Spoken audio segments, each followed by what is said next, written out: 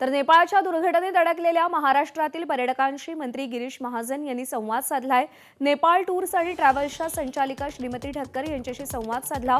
नेपाळच्या तिबेटमध्ये आलेल्या महापुरात महाराष्ट्रातील 114 नागरिक अडकलेत आणि त्यापैकी 53 नागरिक सुखरूप असून मानसरोवर परिसरात असल्याची माहिती समोर आली आहे। मुंबईतीलही अनिल महाजन आणि त्यांचे कुटुंबीय नेपाळमध्ये अडकलेत, मात्र एका हॉटेलमध्ये ते सुखरूप असल्याची माहिती त्यांनी स्वतःच दिलेली आहे। नेपाळमध्ये अडकलेले नागपूरचे 106 प्रवासी काठमांडूहून सुखरूप रवाना झालेत, तर ठाण्यातल्या 9 पर्यटकांशी मात्र संपर्क झालेला नाही।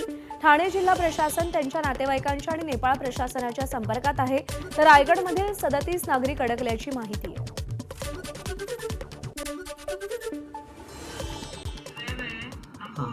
गवर्नमेंट ने बोला है कि जब तक नहीं होगा तो आप बेचेंगे, आपको कोई एक्स्ट्रा चार्जेस नहीं लेंगे। अच्छा अच्छा अच्छा, तो कितने लोग हैं आप?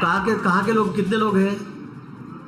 38 लोग नासिक के हैं, हाँ 4 कोल्हापुर के हैं, हाँ और 9 लोग पुणे के हैं, ओके, और 3 हम बम्बई के हैं। मैं बम्बई से हूँ। हाँ ओके ओके, मुंबई में मेरी ट्रैवल है। हाँ हाँ, तो कौन सी ट्रैवल एजेंसी?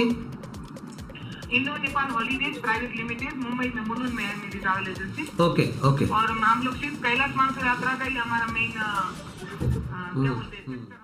आम्हाला इथे काही स्थानिक प्रशासनाच्या लोकांनी सांगितलं की काठमांडूच्या बाहेर तुम्ही जाऊ नका, जवळपासचे जे पर्यटन स्थळ आहेत त्या ठिकाणीच जावा।